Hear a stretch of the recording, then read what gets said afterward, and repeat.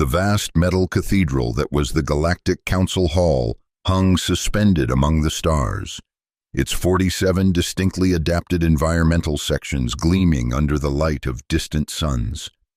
Within the central chamber, Ambassador Jake Morrison stood rigid, his posture betraying none of the anxiety that churned in his gut. The sleek black combat suit beneath his formal diplomatic attire felt both comforting and constraining, a reminder of humanity's warrior heritage that he was instructed to downplay in these hallowed halls. The Earth delegation huddled close together, instinctively forming a defensive perimeter as they had been taught in their mandatory survival training. Cold light reflected off their wary expressions, highlighting the subtle but unmistakable differences that marked them as outsiders. Though officially accepted into the Galactic Council 3 standard cycles ago, the inhabitants of what the other species called a death world still faced prejudice and suspicion at every turn. Earth 3 representatives, the Council acknowledges your presence, intoned the moderator, a vaguely octopoid being whose translucent skin pulsed with bioluminescent patterns that served as both emotional indicators and supplementary communication. We remind you that aggressive posturing is unnecessary within these chambers. There are no predators here.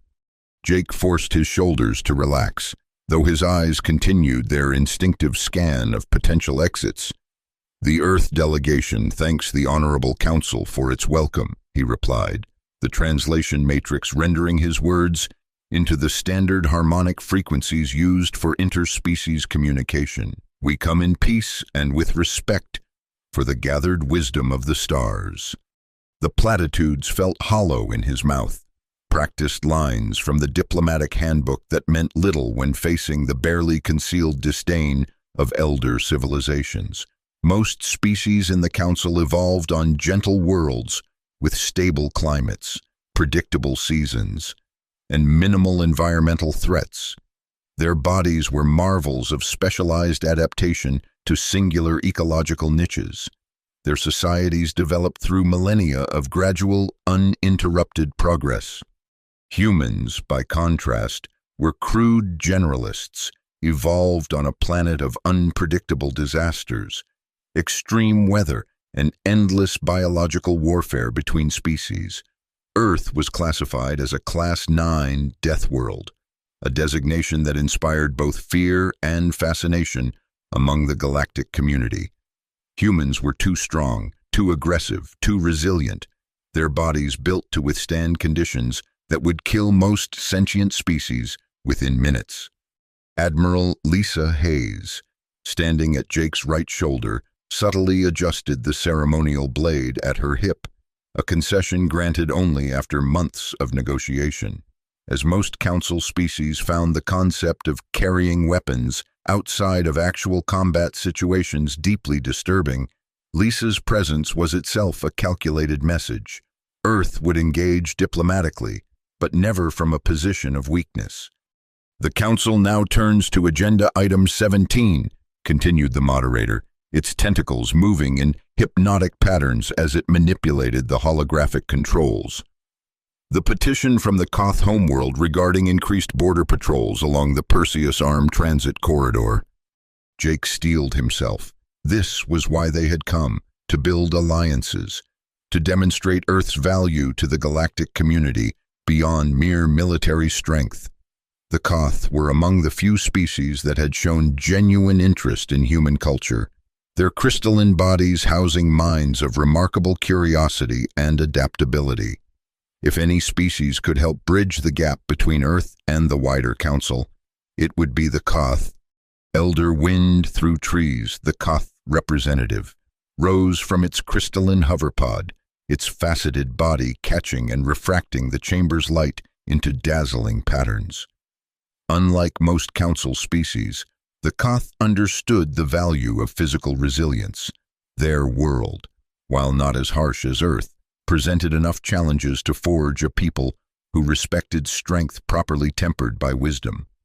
Before Wind Through Trees could speak, the massive doors of the central chamber exploded inward with a thunderous crash that set off emergency containment fields throughout the hall. Alarms wailed as atmosphere retention systems engaged, and council members recoiled in panic.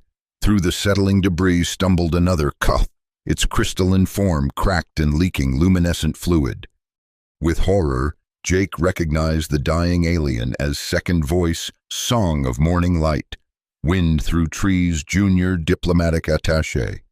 "They come," gasped the injured Koth, collapsing at the feet of its elder. "The swarm comes. Our outer colonies are already lost.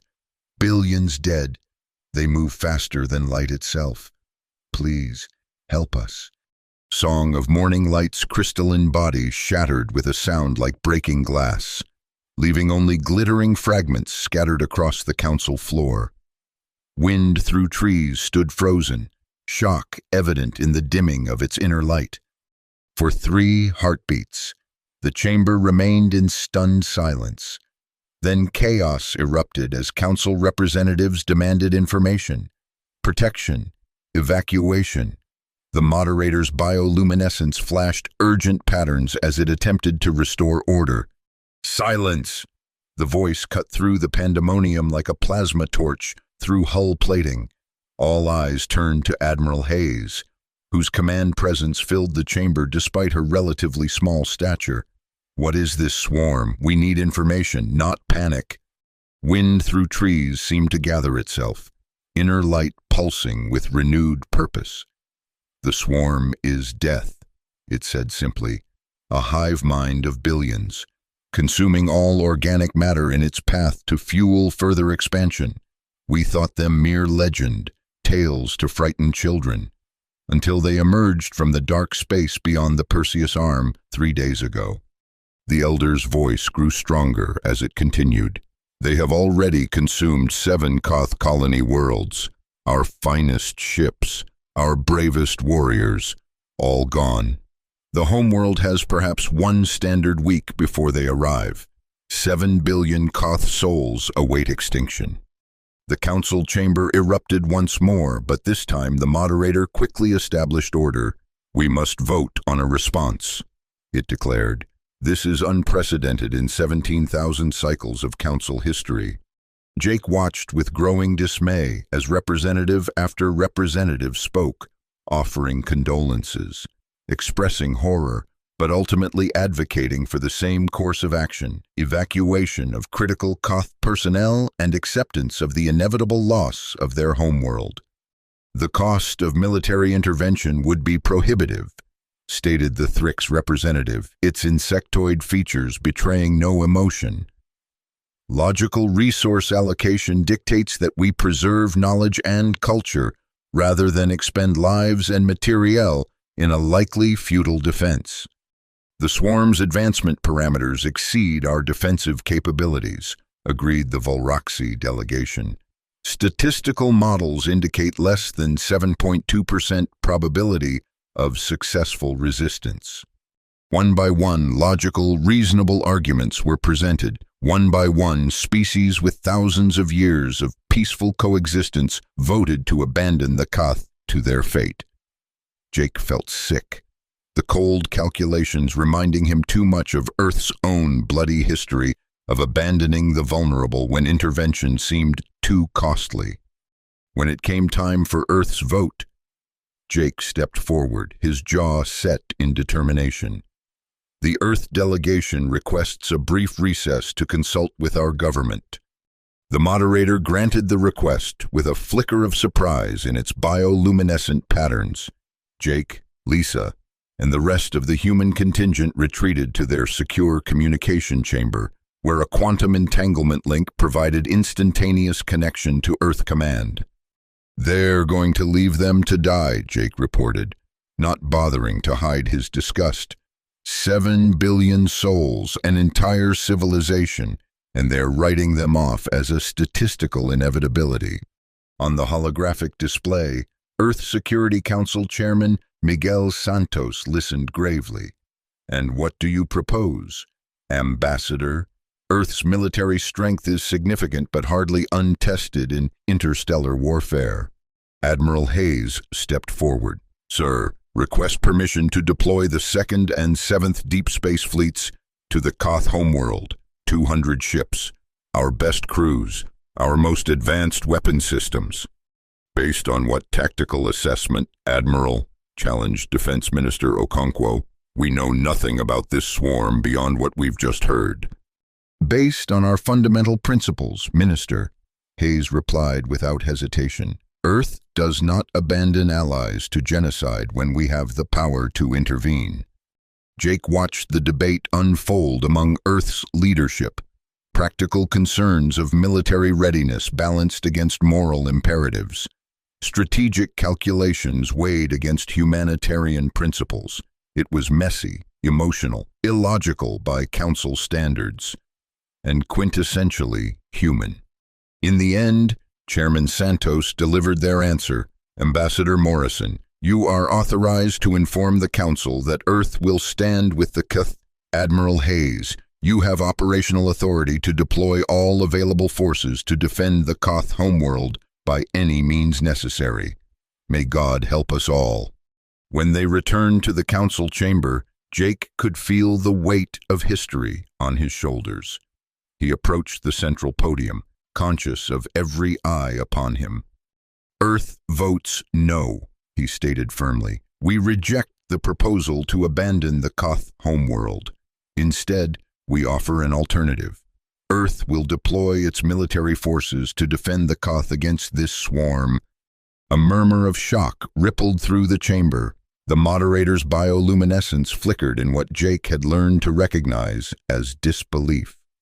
Ambassador Morrison, it said carefully, while we respect Earth's enthusiasm, the Council has already determined that military intervention has an unacceptably low probability of success.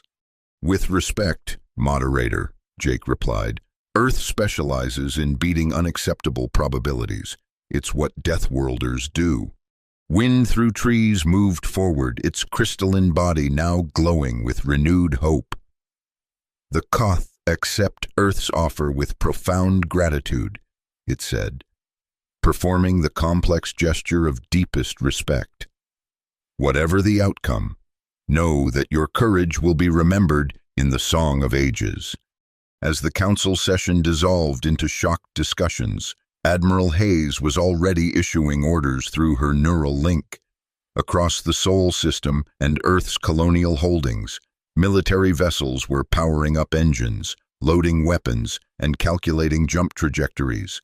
Within hours, 200 of humanity's most advanced warships would be en route to the Koth homeworld. While the Admiral handled the logistical nightmare of an impromptu interstellar military campaign, Jake accompanied Wind through trees to the Koth diplomatic quarters. There, they established a direct communication link with the Koth Defense Command. Tell me everything about the swarm, Jake requested. Every observation, every scan, every encounter, we need to know what we're fighting. The Koth High Commander, a battle-scarred crystal entity named Light Fracturing Through Darkness, transmitted data streams detailing the horrific efficiency of the swarm. The creatures appeared to be insectoid in basic morphology, but with bewildering biological adaptability. Each individual drone measured approximately 2 meters in length, with chitinous exoskeletons capable of withstanding vacuum and extreme temperatures.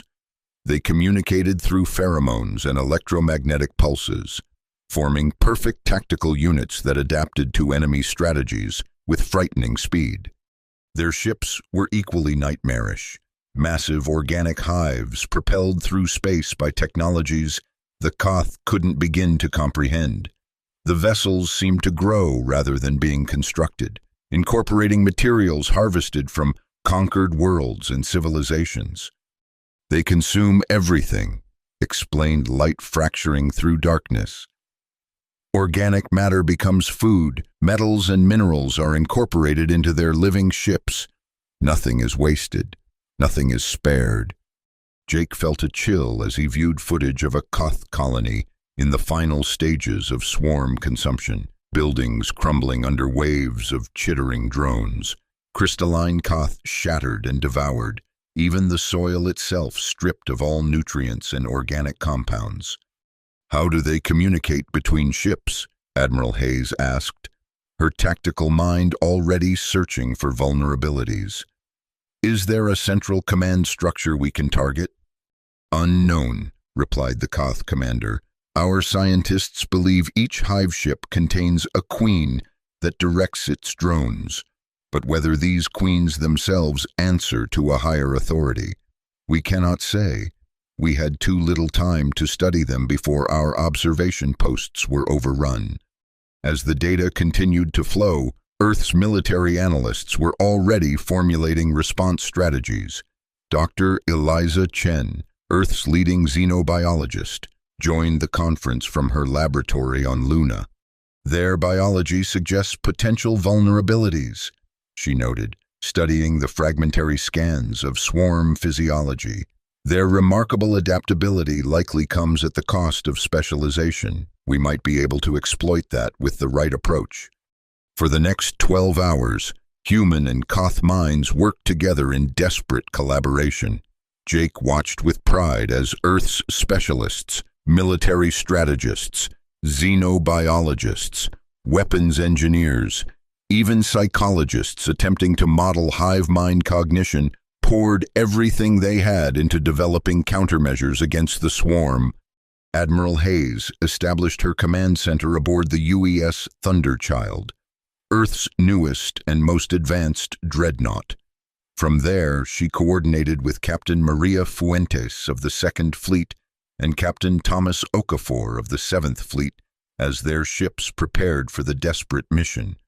"We'll use every dirty trick in the book," Hayes told her officers bluntly. "Chemical weapons, biological agents, nuclear warheads, whatever it takes. The Council's conventions on civilized warfare don't apply to an enemy that devours entire worlds." No one objected.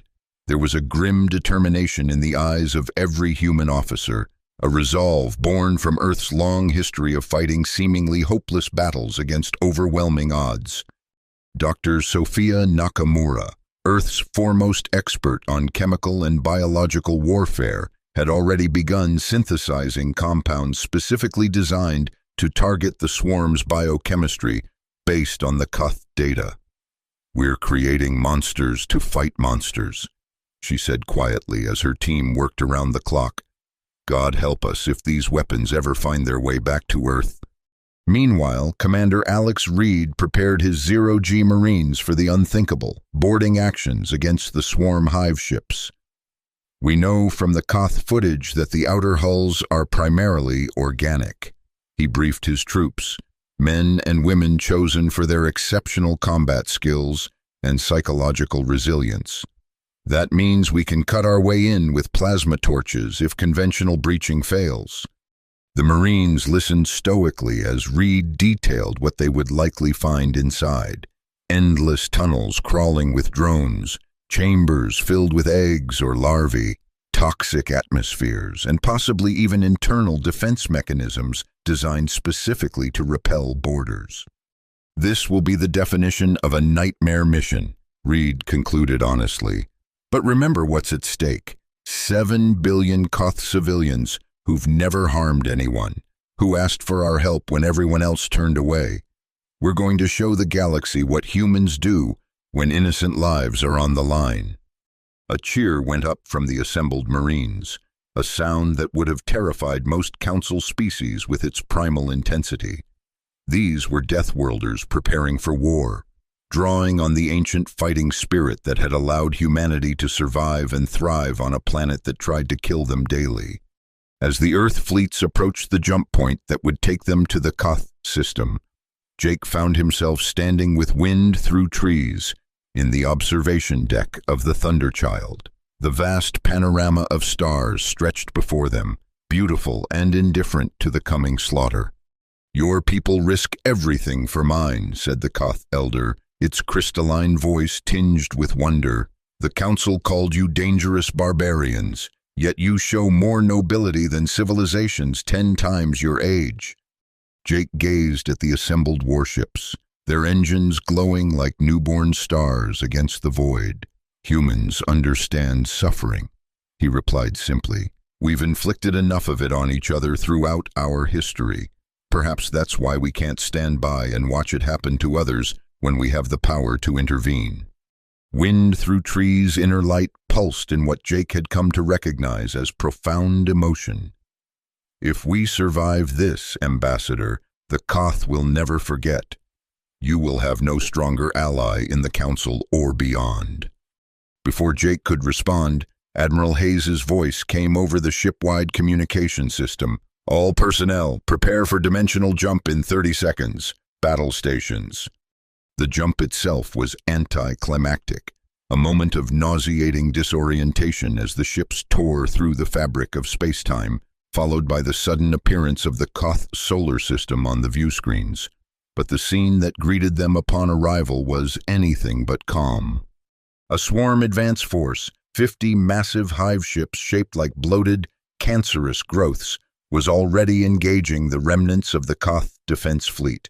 The crystalline ships of the Koth were beautiful even in destruction, fragmenting into prismatic shards as the swarm weapons tore through their hulls. All ships, combat formation Delta, ordered Admiral Hayes, her voice steady despite the chaos unfolding before them. Target the largest hive ship first. Deploy antimatter warheads on my mark. The Earth fleet moved with practiced precision, 200 warships arranging themselves into attack formations designed to maximize firepower while minimizing exposed flanks. The swarm vessels seemed momentarily confused by the new arrivals, their attack patterns against the Koth defenders faltering. Hayes seized the advantage. Fire! Space itself seemed to warp as hundreds of antimatter warheads streaked toward the largest swarm vessel. The resulting explosion temporarily blinded sensors, the pure energy of matter-antimatter annihilation creating a miniature sun at the heart of the battlefield. When the sensors cleared, the target ship was still there, wounded but functional, its organic hull visibly regenerating even as they watched. "Damn it," muttered Hayes. "Conventional weapons aren't going to cut it. Deploy the phosphorus bombardment packages." This was one of the dirty tricks she had promised. White phosphorus shells designed to burn at temperatures that would ignite even in the vacuum of space when they contacted organic matter. It was a weapon banned by every civilized convention on Earth, let alone the Galactic Council's strict regulations on warfare. The phosphorus bombardment had a more visible effect, creating blazing infernos across the surfaces of multiple swarm ships. Drones attempting to extinguish the fires or repair the damage were themselves consumed by the unquenchable flames. "They're diverting resources to combat the chemical fires," reported the Thunderchild's tactical officer. "Their attack efficiency against the Koth ships has dropped by 37%. "Good," said Hayes grimly. "Captain Fuentes, take the Second Fleet and focus on protecting the remaining Koth vessels. Captain Okafor, 7th Fleet will continue the assault on the swarm ships. And someone get Dr. Nakamura on the line. I want to know if her biological package is ready for deployment." The battle raged for hours, a constantly shifting nightmare of exploding ships, swarms of fighter-sized drones attacking in perfect coordination, and desperate defensive maneuvers. The humans fought with all the tenacity their Deathworld heritage had bred into them, using tactics that shocked even their Koth allies, ramming maneuvers, deliberate reactor overloads to take out multiple enemy vessels, sacrificing ships to draw swarm forces into carefully planned kill zones.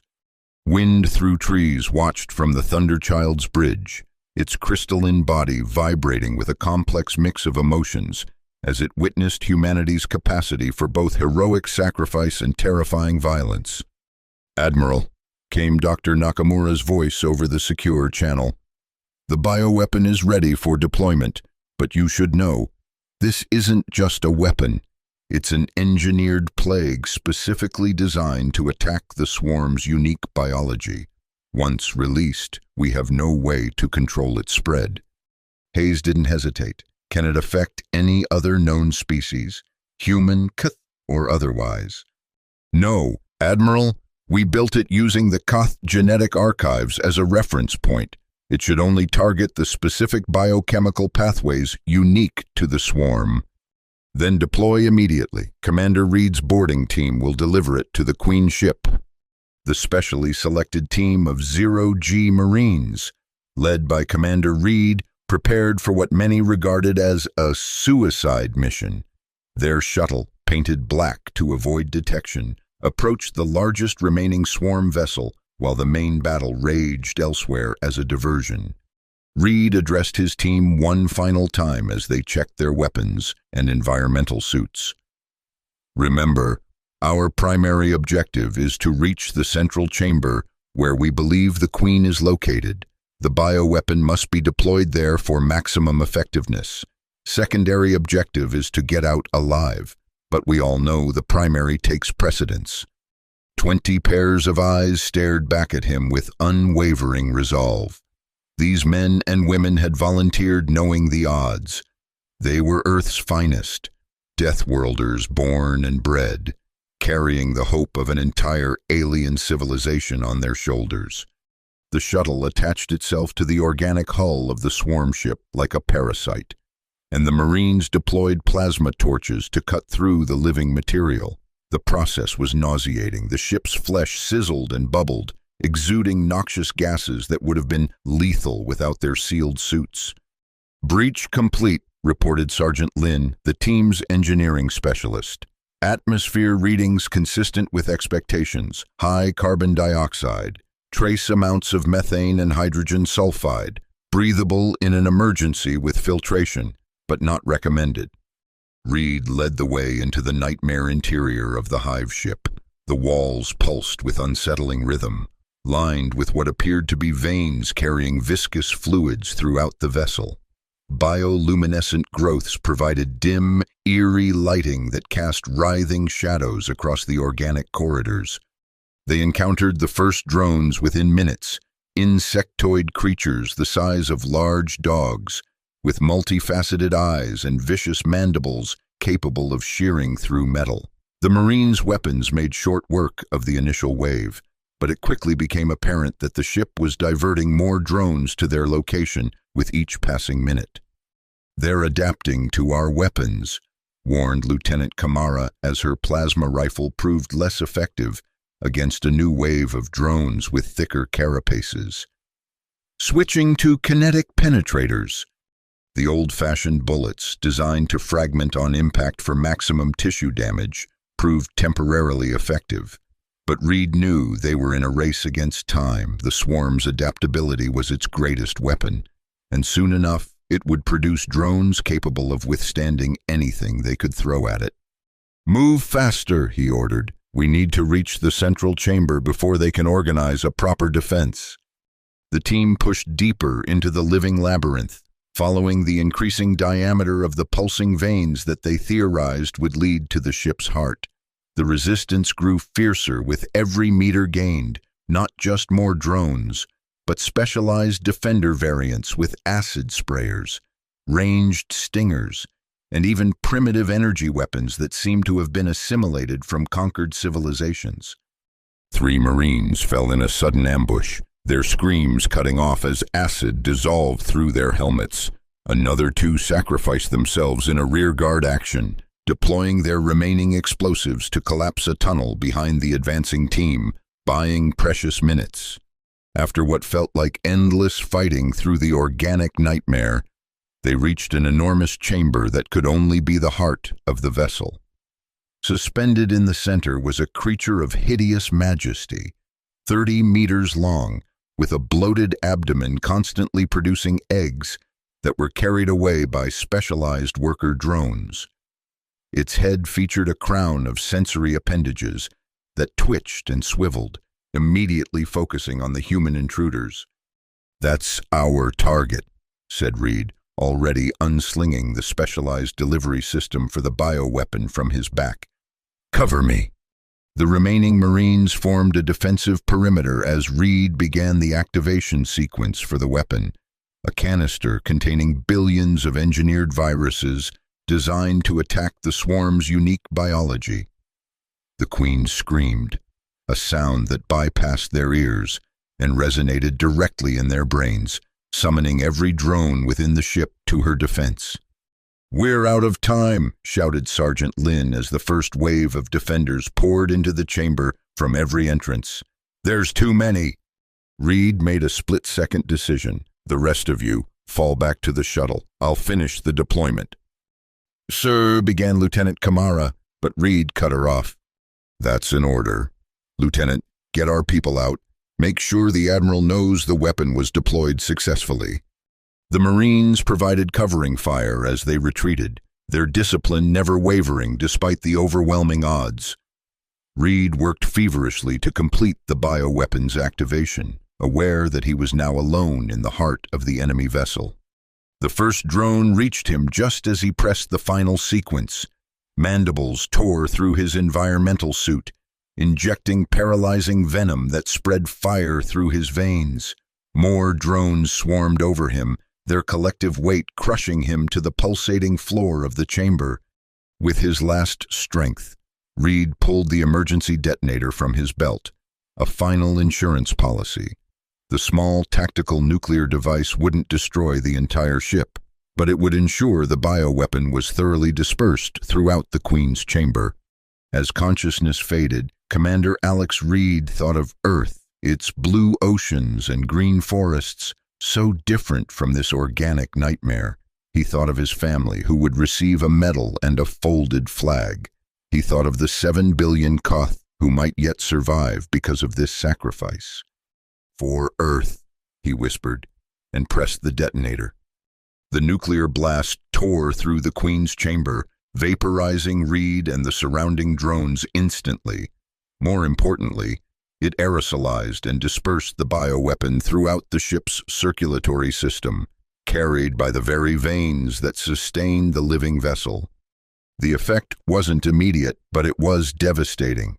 The engineered virus attacked the swarm's unique biology at the cellular level, causing cascading failures in essential systems.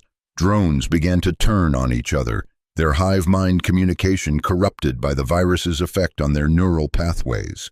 The Queen, the most complex organism on the ship, suffered the most severe symptoms. Her egg production mutated into cancerous growths that consumed her from within. Aboard the Thunderchild, Admiral Hayes watched the sensor readings with grim satisfaction as the largest swarm ship began to tear itself apart from the inside.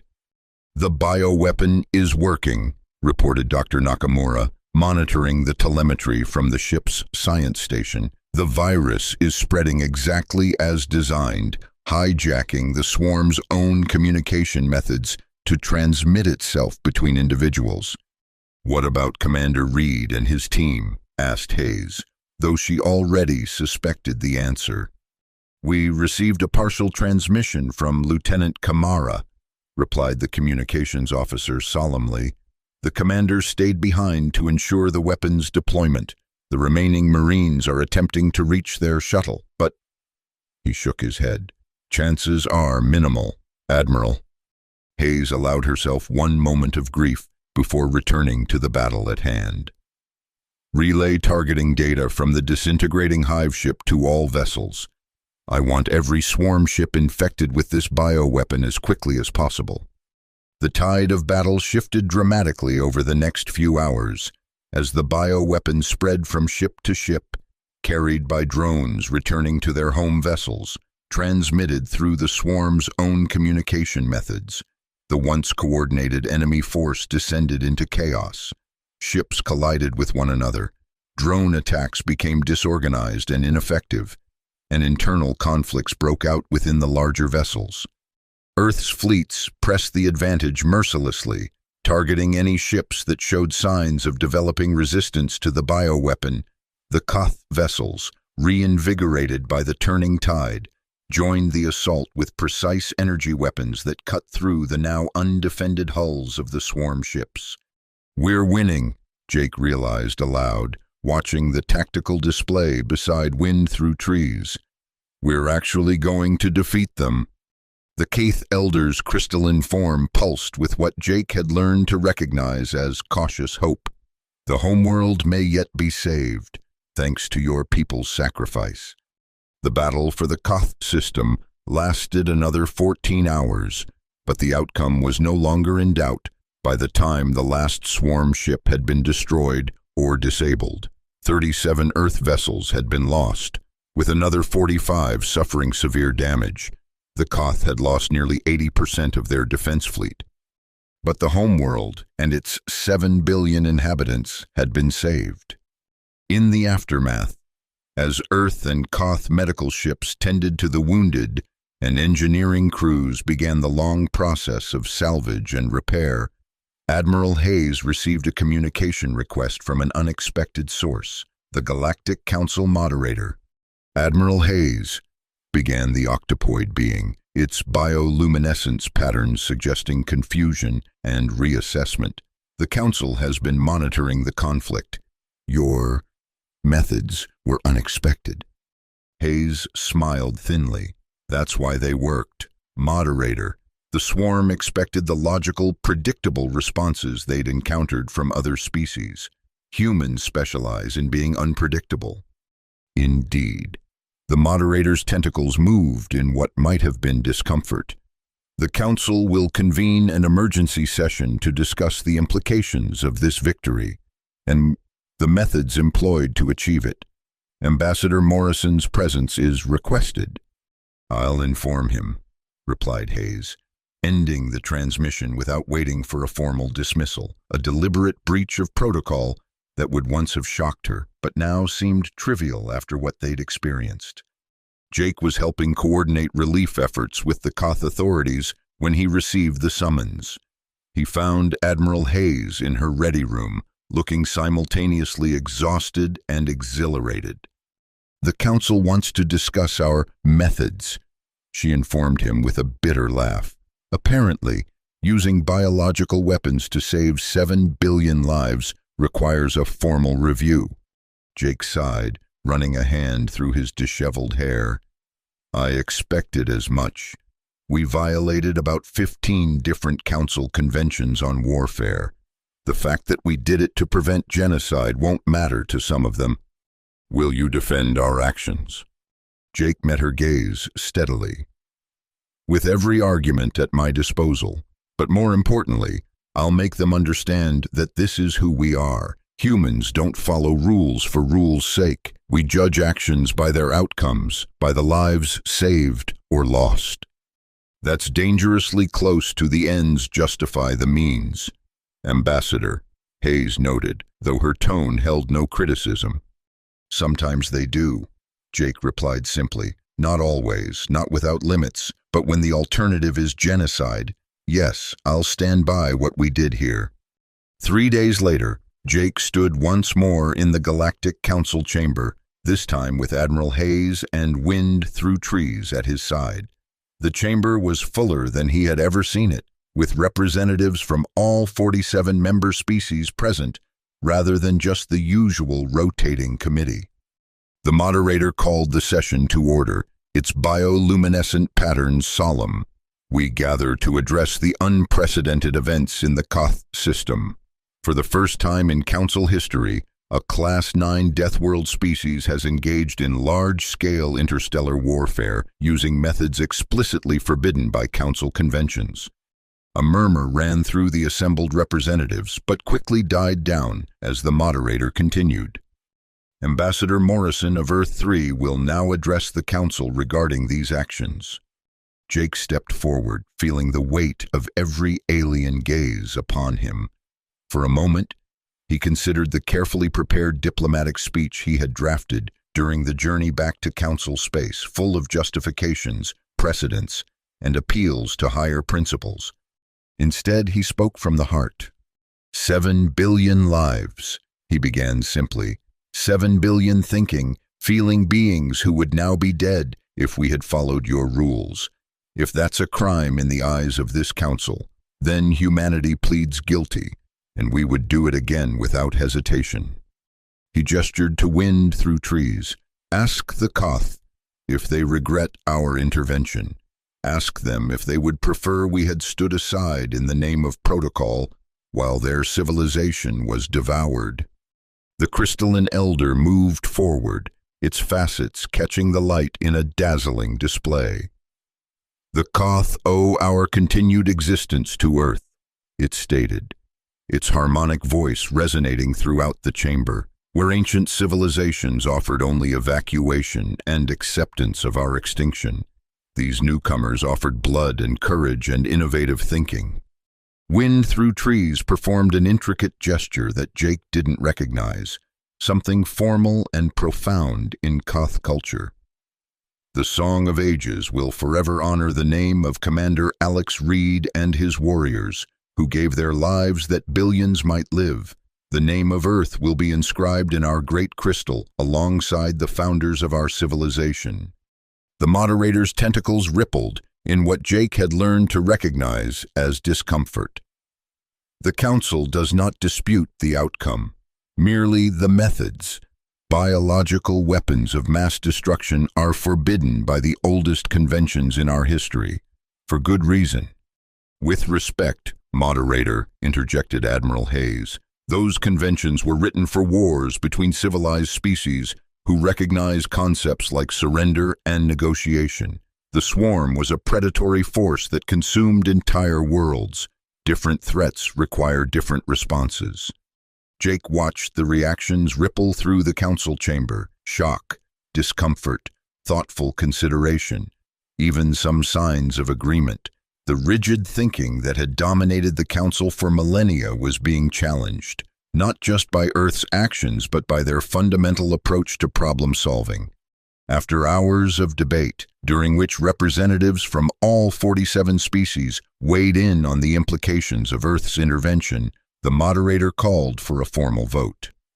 The Council will now decide, does Earth-3's use of prohibited weapons in defense of the Koth constitute a violation warranting sanction, or an acceptable exception to our conventions given the extreme circumstances? Jake held his breath as the votes were tallied. To his surprise, the Koth were not alone in supporting Earth's position. The Volroxi, who had initially advocated abandonment of the Koth homeworld based on statistical models, now acknowledged that their models had failed to account for the human factor. Several other species, particularly those from more challenging environments, also voted in Earth's favor. In the end, the Council ruled by the narrowest of margins. Earth's actions, while technically in violation of convention, were justified by the existential threat posed by the swarm.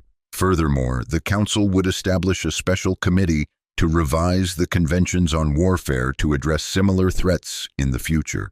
"It appears," said the moderator, with what Jake thought might be a hint of humor in its bioluminescent patterns, "that the addition of a Deathworld perspective to our deliberations has proven valuable." In the aftermath of the council session, a new alliance began to take shape.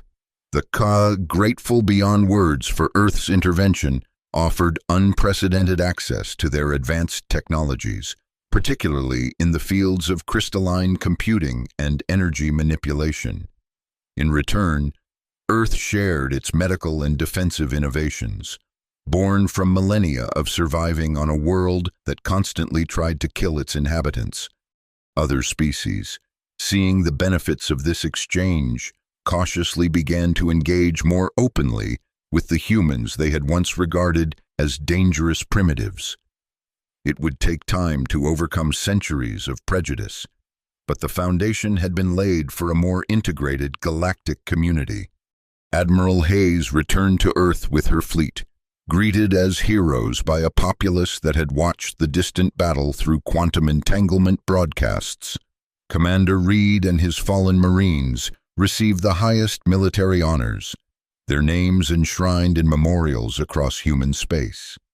Jake remained at the Galactic Council as Earth's ambassador, now commanding a level of respect that would have been unimaginable weeks earlier. The term Deathworlder remained in use, but its connotation had shifted from an insult to a reluctant acknowledgement of humanity's unique strengths. In his private quarters, Jake composed a message to his family back on Earth. "We've made a difference here," he wrote, "not just for the Koth, but for humanity's place in the galaxy.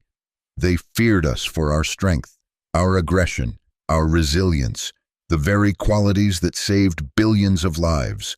Now they're beginning to understand that being forged on a death world doesn't make us monsters. It makes us uniquely qualified to protect those who never had to fight for every breath."